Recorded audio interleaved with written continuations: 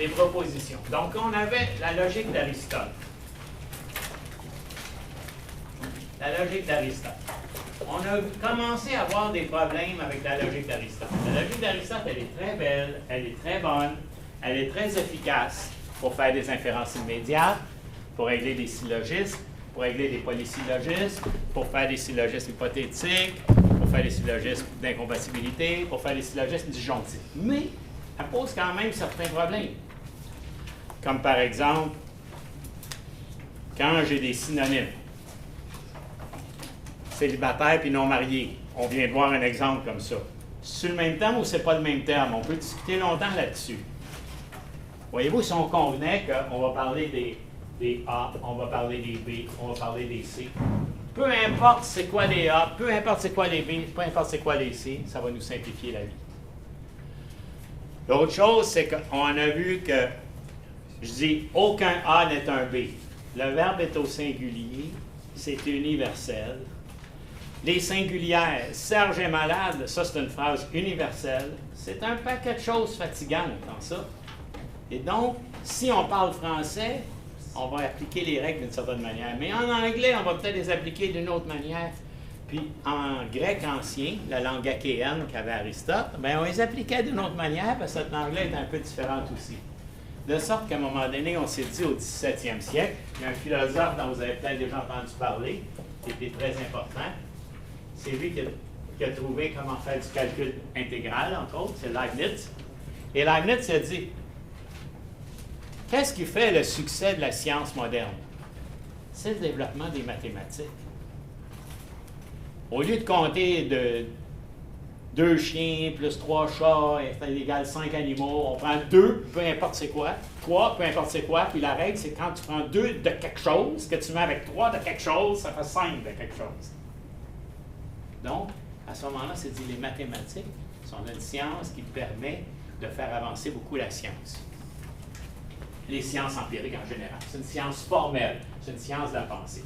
Alors Leibniz a dit, si on pouvait remplacer la logique d'Aristote par quelque chose comme une mathématique de la pensée, quelque chose qui ressemblait à un outil mathématique pour penser.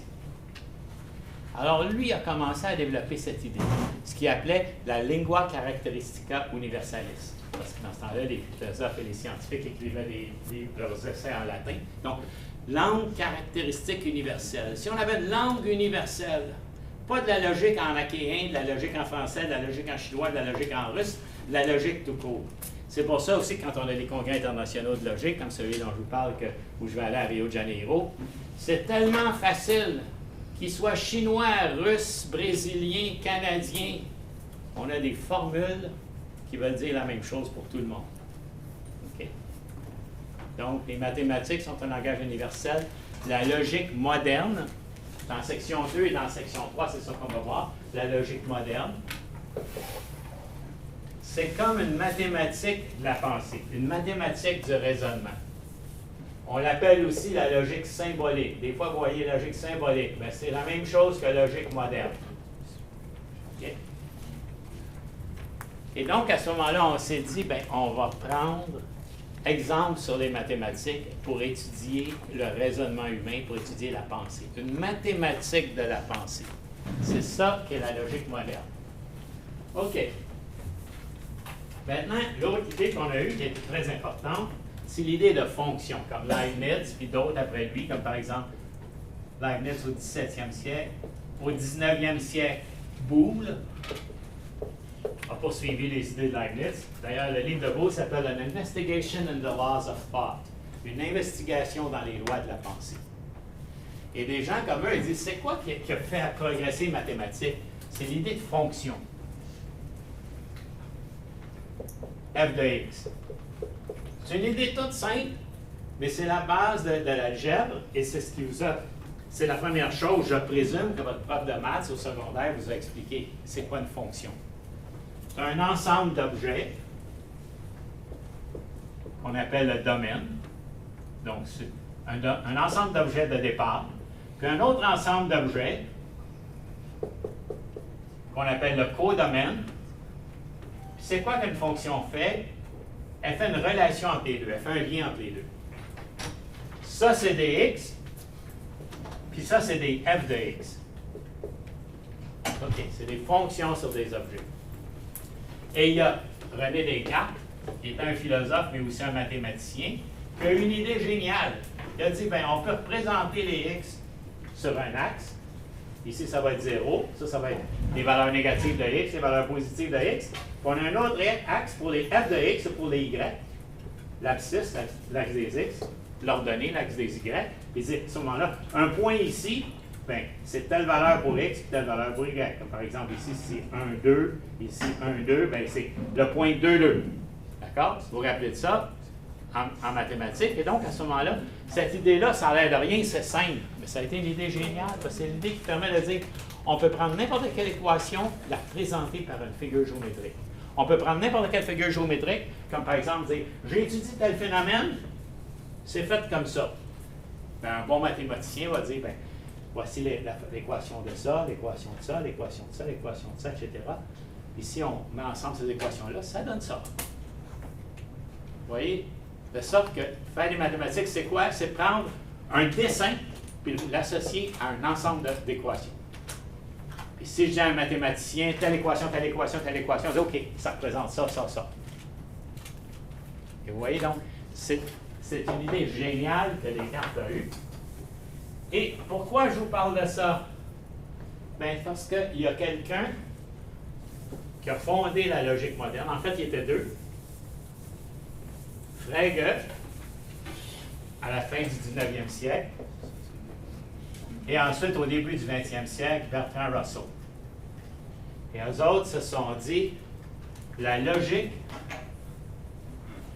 ça va être des fonctions.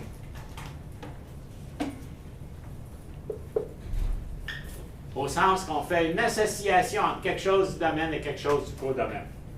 Et un coup qu'on a cette idée-là, on peut tout représenter de manière symbolique toutes les sortes de raisonnements possibles. Les inférences immédiates, les syllogistes, les polysyllogistes, les syllogistes hypothétiques, etc. OK. On va prendre un exemple simple d'un syllogisme d'Aristote. On va prendre le AAA de la première figure. Tous les B sont C.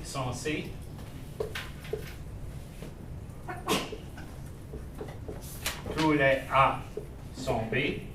C'est le plus simple des syllogismes. Donc, en conclusion, tous les A qui sont B sont aussi C. Tous les A sont C. C'est le plus simple des syllogismes, un syllogisme AAA. Et là, qu'est-ce que Frege et Russell ont dit? Ils se sont dit, ben, il y a des fonctions là-dedans. Il y a une fonction entre B et C.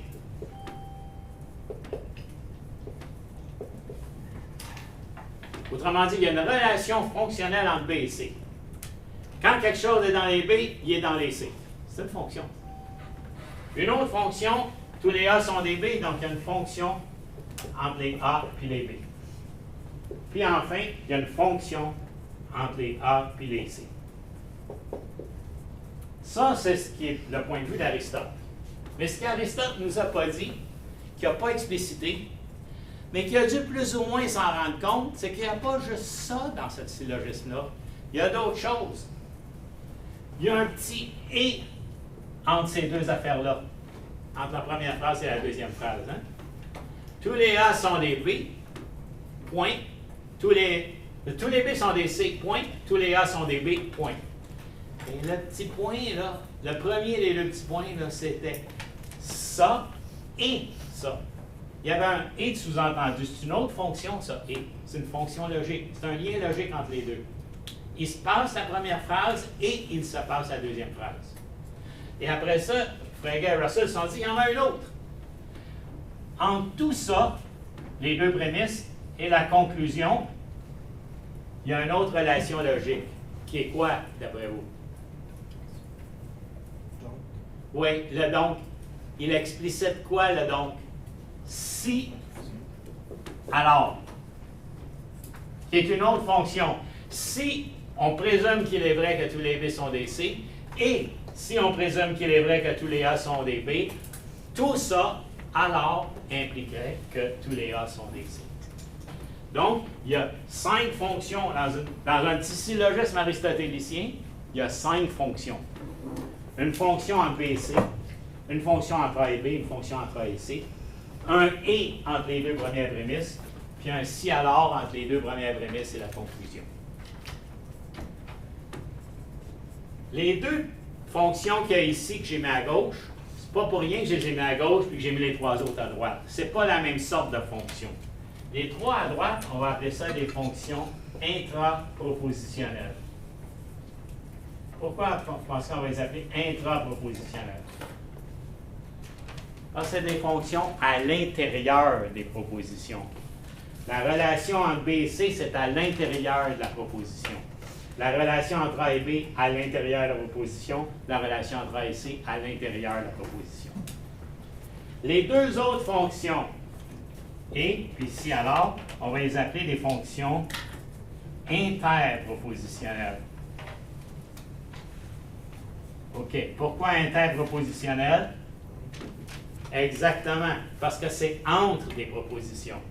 Le « et », il est entre les deux prémisses, puis le « si alors », il est entre les deux prémisses et la conclusion. OK?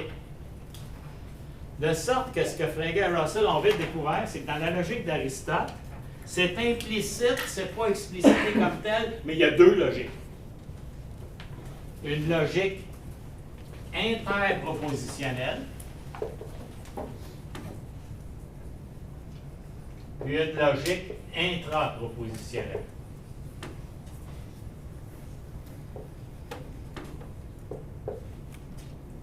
OK. De sorte qu'on va dire que la logique classique, elle était sur le langage naturel, en français, en anglais, en chinois, en russe chez Aristote, section 1 de notre cours. La logique classique moderne ou symbolique, qui a une forme plus mathématique, elle va comprendre deux logiques, la logique interpropositionnelle, pour les et, les si alors, etc. Puis une logique intrapropositionnelle pour les liens entre les B puis les C, entre les A puis les B, etc. La première, on va l'appeler C pour classique. On va utiliser seulement des lettres gothiques comme symbole pour les systèmes logiques. C. Puis la deuxième, on va l'appeler C'. La logique C, c'est la logique moderne, classique, interpropositionnelle. Puis C', c'est la logique moderne classique intrapropositionnelle. Section 2, on fait la logique C. Section 3, on fait la logique C'. Et ceci mettra fin à Noël à notre cours d'introduction à la logique. Et quand on va arriver dans des cours de logique plus avancés, qu'est-ce qu'on va faire? Encore de la logique moderne, mais non classique. Parce que classique, c'est trop limité. On fait des logiques modernes non classiques. Comme par exemple, ceux qui font avec moi des thèses en intelligence artificielle, bien, on utilise plus des choses comme la logique floue, comme la logique des probabilités, comme les logiques paraconsistantes, des logiques plus complexes qui simulent mieux la manière dont les humains raisonnent dans la vie de tous les jours sans savoir qu'ils raisonnent de manière paraconsistante ou de manière floue, etc. OK. Section. Autre chose importante, C fait partie de C'. Autrement dit, la logique qui étudie le et puis le si alors, on va l'avoir en section 2. Puis rendu à la section 3, on va l'intégrer avec les fonctions entre B et C, entre A et B, entre A et C, etc. Donc, rendu à la section 3, on va intégrer la section 2 pour avoir une logique complète, une logique classique complète. OK? Ça veut dire qu'ici, dans la section 2, comme on va être interpropositionnel, on va traiter les et, les si alors, ces choses-là. On va représenter les propositions comme étant A, B, C. A ici, ça va vouloir dire tous les B sont C, ça c'est la proposition A. Tous les A sont B, c'est la proposition B. Tous les A sont C, c'est la proposition C. Donc, une lettre pour l'ensemble de ma proposition. OK? Parce qu'on tient compte juste des relations qu'il y a entre les propositions, pas de ce qui se passe à l'intérieur des propositions. Serge dort, ça va être A. Serge chante, ça va être B. OK? Serge est un mangeur de soupe, C. OK?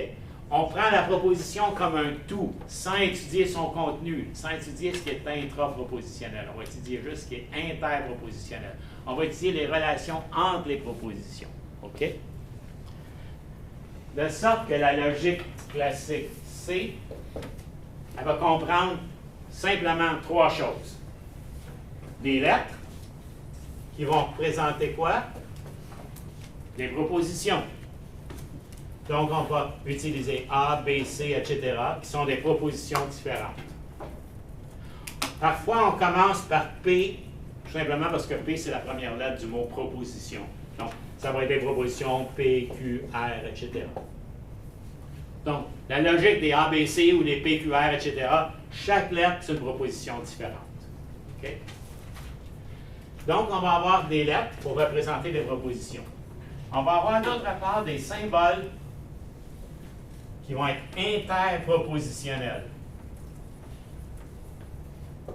Ça va être quoi, d'après vous, les symboles interpropositionnels? Des liens logiques entre des propositions, comme par exemple A et B. Et il va y avoir un symbole pour exprimer ça. Si j'ai si A, alors B, il va y avoir un autre symbole pour exprimer ça. Et est une relation logique interpropositionnelle entre deux propositions. Si alors est une relation logique interpropositionnelle entre deux propositions. Est-ce que rendu là, on était des symboles comme plus grand que, plus grand ou égal à, etc.? Section 3. Section 3, ça? Parce que plus grand que ou plus grand égal à, ça va être des relations internes aux termes à l'intérieur d'une proposition. C'est pour ça que ça va être dans la section 3. Exactement. OK. Troisième chose. On me dit que moi, j'étais à un moment donné à Princeton, puis après Alonzo Church, mais Alonzo Church, qui avait été le professeur de logique à Princeton avant que j'y arrive, posait toujours dans son examen cette colle-là. Qu'est-ce que comprend la logique classique des propositions, à part les lettres qui représentent des propositions et les symboles qui représentent des opérations à des propositions. Et ça a l'air beaucoup d'étudiants se faisaient prendre. Des parenthèses. Pourquoi des parenthèses? Pour ordonner les opérations.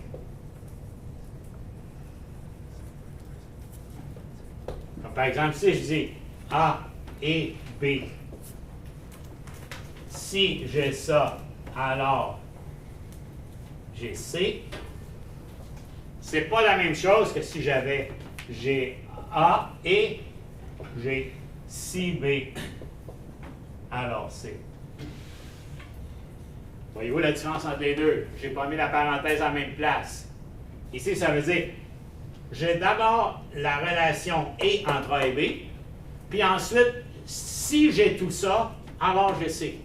Dans le deuxième cas, j'ai mis la parenthèse ici. Ça veut dire, ce que j'ai fait, c'est d'autres choses. J'ai dit, j'ai A et j'ai si B, alors C. Ça est inclus à l'intérieur du et, tandis qu'ici, c'est le et qui est inclus à l'intérieur d'ici alors. Donc, ça prend des parenthèses pour ordonner nos opérations. De sorte que notre section 2, ça ne sera pas compliqué. Trois choses à savoir manipuler. Des lettres qui représentent des propositions. Une proposition complète. Hein? Serge est plus gros qu'Albert. A. Albert mange la soupe. B. Donc, des lettres pour présenter des propositions qu'on va appeler atomiques ou élémentaires. Des symboles pour faire des opérations entre les propositions, qui va composer donc des propositions moléculaires. On peut dire les et et les si alors, c'est pour faire des molécules avec des atomes. Puis des parenthèses pour ordonner nos opérations. OK. So far, so good. Et donc, c'est Frege et Russell qui ont développé cette logique-là. Et je vous invite à venir à la page 9. où j'ai quelques phrases que je vais regarder avec vous parce qu'elles sont très, très importantes. Alors, le point 7, notion de logique classique des propositions. Vous êtes là? Page 9. OK. Une logique, c'est un langage. Mais pas n'importe quelle sorte de langage. Ce n'est pas une langue naturelle, une langue spontanée. que les humains, en interagissant entre eux, ont inventé comme ça, comme le chinois, le russe, le français ou l'allemand. Non, c'est une langue formelle qui a été créée par des savants sur le tableau. Et pourquoi qu'on l'a créée? Pour faire des inférences déductives valides, pour faire des déductions, des raisonnements logiques valides. Donc, faire une inférence ou un raisonnement, c'est traiter de l'information pour tirer d'autres informations. C'est-à-dire, on part d'informations de base, des prémices. Tous les B sont C, tous les A sont B, pour tirer une conclusion. Tous les A sont C dans mon exemple. Pour tirer une conclusion. Et pour tirer une conclusion valide. Ça veut dire quoi, valide? Ça veut dire que si les prémices sont vraies, la conclusion est vraie. Si vous doutez de mes prémices, comme toi tantôt dans l'exemple, on ne peut pas faire de la logique. Pour prendre des lois de la logique, il faut faire comme si les prémices sont vraies. Donc, tous les A sont B. Si c'est vrai, qu'est-ce que ça donne? Tous les B sont C. Si c'est vrai, qu'est-ce que ça donne? Donc, on présume que les hypothèses sont vraies pour être capable de tirer quelles sont les conclusions qui seraient nécessairement vraies si les prémices sont vraies. Et vous voyez à ce moment-là que la logique ne suffit pas pour faire la science. Parce que la logique, elle permet de tirer des certitudes à partir d'autres propositions. Mais les autres propositions de départ, les prémices, comment on fait pour les établir? Bien là, il faut faire de l'observation, de l'expérimentation, etc. Si mes prémices parlent de physique, bien, il faut aller voir le physicien, puis le physicien va faire de l'expérimentation dans son laboratoire pour trouver si c'est vrai ou faux.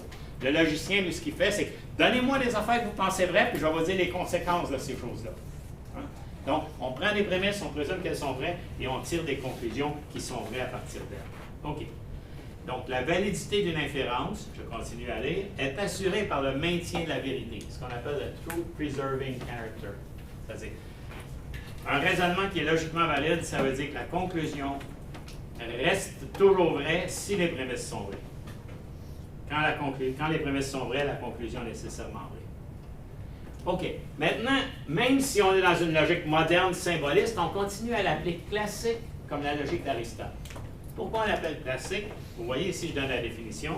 La logique classique, elle est vérifonctionnelle, assertorique, extensionnelle, bivalente. Vérifonctionnelle, c'est des fonctions de vérité. La logique, comme on va le voir, c'est une mathématique du vrai et du faux. Si je dis 2 plus 3 égale 5, je suis dans l'arithmétique, je suis dans un calcul entre des quantités numériques. Hein?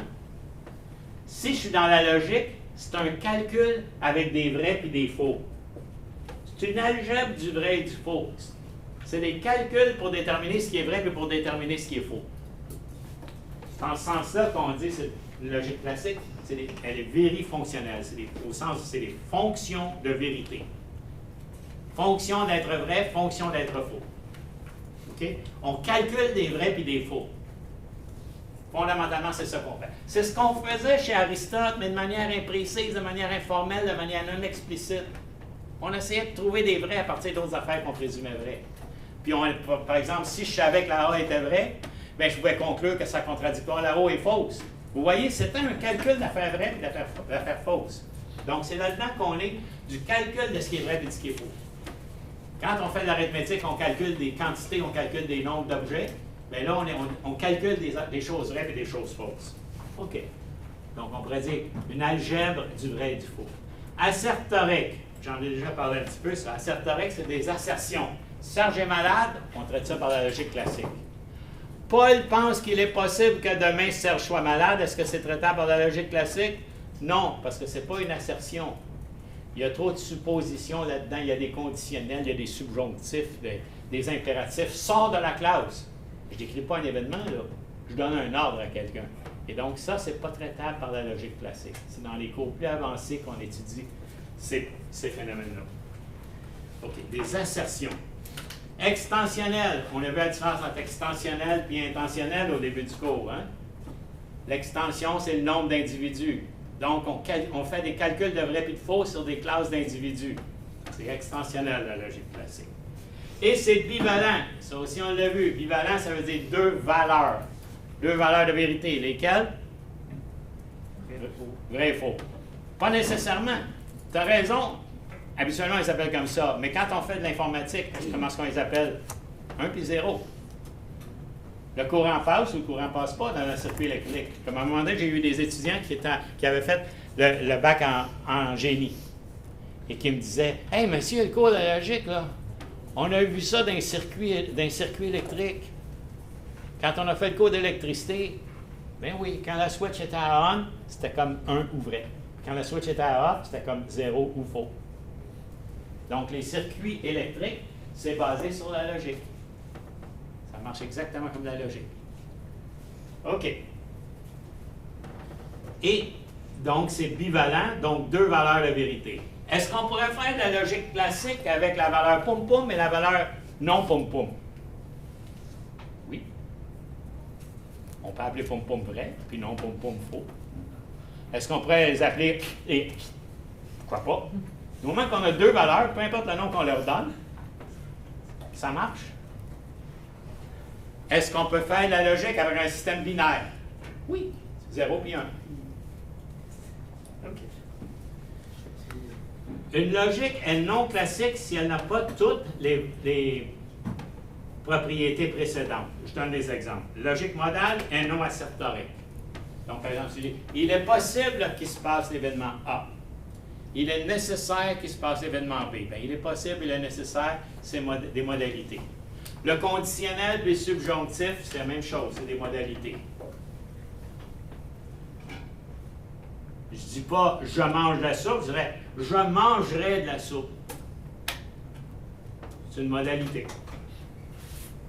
C'est manger de la soupe avec une modalité devant. C'est non classique. Logique polyvalente, plus que 2 valeurs de vérité. Si j'avais du vrai, du faux et du peut-être, est-ce que c'est de la logique classique? Non. Parce que le peut-être, là, il vient introduire d'autres règles. Oui? Juste pour savoir si mon observation est correcte, est-ce qu'on peut donc dire qu'en général, la science plus pure, la physique, la chimie, c'est plus la logique classique, là où des sciences moins logique classique, comme mettons la psychologie, serait plus modale, polyvalente ou d'autres choses?